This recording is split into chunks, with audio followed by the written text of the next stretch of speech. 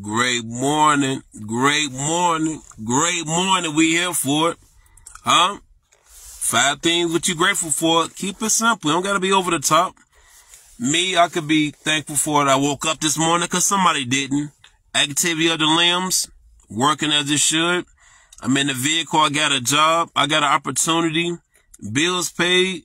Kids taken care of. I'm learning more about myself. I'm finding more opportunity to evaluate my life, where I've been, what I prayed for, where I am now, building new relationships. You know, I can keep doing this all day, but start your day instead of the grouchiness. I'm mad. I gotta look at your options. Look at your choices. Look at your blessings, because it's all around you.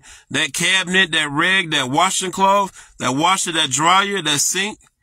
Literally, your insulation on your crib, that heat, all that stuff is a blessing.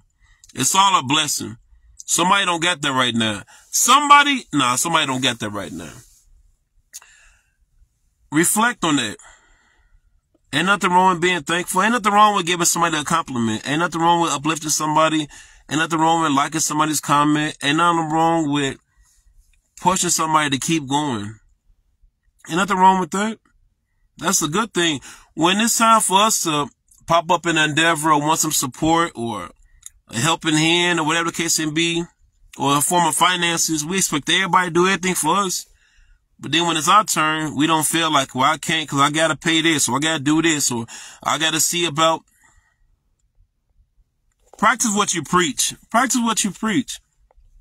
So, big bro, let me holler at you real quick. Big bro, let me holler at you real quick. I got to talk to you. I got to talk to you. Because as men, we got to have these conversations. Ain't got to end no fight. Put the strap up, bro. I ain't on that type of stuff. You got the vest on. I'm not here for that. You don't like what I'm saying? You can dismiss yourself. But you're going to finish this conversation with me, though. I bet you that. Now, whatever you do after that, I can't do nothing but respect that. I can't do nothing but respect that. Because we men. We men. We going to get triggered when it comes to the truth. We going to get triggered when it jumpstarts our trauma. We going to get triggered when it does something to our insecurities or our pride that we try to have behind so much. Take the mask off, big bro. Take the mask off. I want to look you in your eye. I want to look you in your mouth. All that, what's that ski mask that they be wearing? The shy seat? Yeah, take that joint off. I just want to talk to you. Big bro, I notice some females that you seem to be attracted to, you complain about. Like, for example, a man in a strip club, he falls in love with the stripper. First off, she's a stripper. You want her to be all dignified and lead a spot, but where did you meet her at, sir? Same way at the club. Oh, I like this chick. She look nice, but if she button up her blouse or if she didn't wear the heels, but you are in the club where she goes at frequently, where you see her at, now you want to take her out the spot that she at. You want to be conservative. Go to Barnes and Noble, sir. Go to a convention. Go to a place where the attire is not that. We have these predatorial deficiencies about ourselves that we don't realize that we put out to somebody else. I don't like what they doing or how they dressing. Look at her, she got her butt out. But look where you at, sir. Look where you at. You want her to be all dignified. You want her to be a little bit more toned up. Go to a gym. You want her to be all sanctified. Go to some spiritual gathering. If you want her to be more into health and all that good stuff, go to some nutrition spot. We go to these dark areas and expect the light. I need you to be this way. But then when you get her locked in, you got her at the crib and you still going to the same place where you met her at. Message? That don't make sense. That don't make sense, big bro. And some of these men like to get these, they talk about these girls as broken, but you picked them. You will find a girl that's broken to validate your ego. Men have a way of finding a person that's messed up so they can say they fixed them. I built them. I did this. I got her right. I got her on her feet. Congratulations. Congratulations for being a man. Congratulations for having character. Congratulations for having principle. Congratulations for you exercising what you do in our relationship. It's like me being excited about a plumber doing a plumbing job or an electrician doing, what are you? Oh, okay. I want to make it make sense. Help me make it make sense. Men will find a broken female and they pick her to validate their ego. Because they do. And then they say they fix and they build. But you got to understand, big bro, you pride yourself off of carrying dead weight.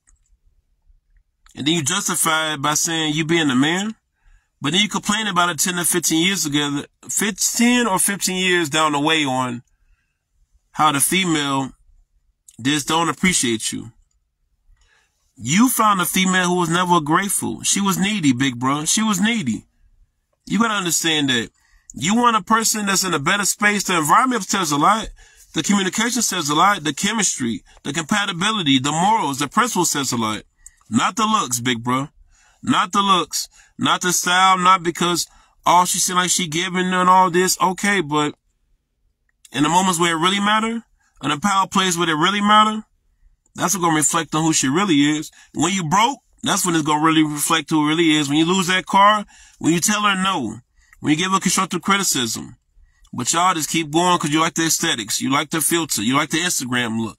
This means so much to you where you're going to sacrifice your joy, your happiness, and then you're going to start gaining weight, losing hair. I mean, then y'all be around here looking terrible like y'all work at a bakery or something. I mean, ill built. I mean, built like an egg. Y'all guys be busted can of biscuits, just all out of place. And you want to tell me, well, I got married. Like that was a bad decision. Well, I'm in a relationship. But you seem like you are walking Prozac commercial, sir. That's what we got to really talk about. Y'all pick a person that doesn't work for you, even though signs and symbols for a conscious mind tell you this ain't right, this ain't healthy. But we do the same thing with food. It makes us feel good and all this stuff. But then congestive heart failure kick in, diabetes kick in, high blood pressure kick in, clogged arteries kick in, constipation kick in. But you're not going to stop eating that food because you love it. Message, you do the same thing in that relationship. You don't want to stop dealing with her because your family like her, or she's convenient, or she know the plug, or whatever the case may be that you like and you value about her. So when you say you like all this stuff, you saying you sacrificing your inner peace that you don't have. Your insecurity that always come to question. All that stuff comes to question. You got to start evaluate you. Change your thinking. Change how you look at certain situations. I know things can be stressful and overwhelming, but you got to take that step and be strong within yourself, as in speaking up for yourself. Yeah, it's going to hurt if you break it off now, but you rather leave when you got $100 in your bank account until when you get 10,000, because it's going to get worse.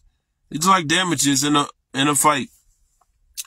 If I know this conversation is constructing the dark part of me, I don't want to keep coming around to see what's going to happen, how it's going to arrive. I'm not going into no dark alley.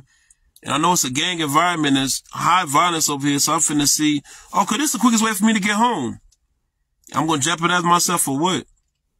Then we jump on these social media platforms that complain and bicker and yell and spaz over your decisions, your choices. You ignore the red flags. You minimize it because it wasn't your problem until it became your problem. It wasn't overwhelming until it became overwhelming. It didn't start to get in your way until it started getting in your way. That molehill became a wall now. And now you have trust issues. And now you're angry. And now you're irritated. And now you want people to stop being around you if they not want to be serious. But you're not serious about you. You're not realistic about you. You're not making those necessary steps. You're not looking into healing. You're not getting to no counseling, no mentorship, no seminars, no webinars at all. You're not going through affirmations. You're not praying. You just alienating yourself from people. And then you pop back out. I'm back outside for a new guy to drag you, for a new girl to drag you, for a new friend to use you, for a new job to just mismanage your worth. Just want us to really be real with yourself. What are you not being to yourself?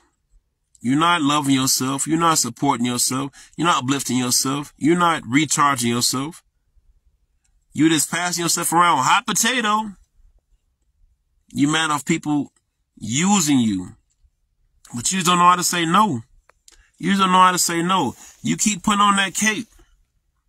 You keep putting on that cape. You keep hopping in that car. You keep responding to them texts. Because you don't want to look like you're not a credible person. But if everybody's using you and nobody's telling you thank you and nobody's, if it's in that bank account, if it's more withdrawals than deposits, and you in the negative, what does that tell you? You know how they pay you? Thanks. I appreciate it. You a real one. Oh, you a day one. That's why I rock with you. Oh, okay. Big business.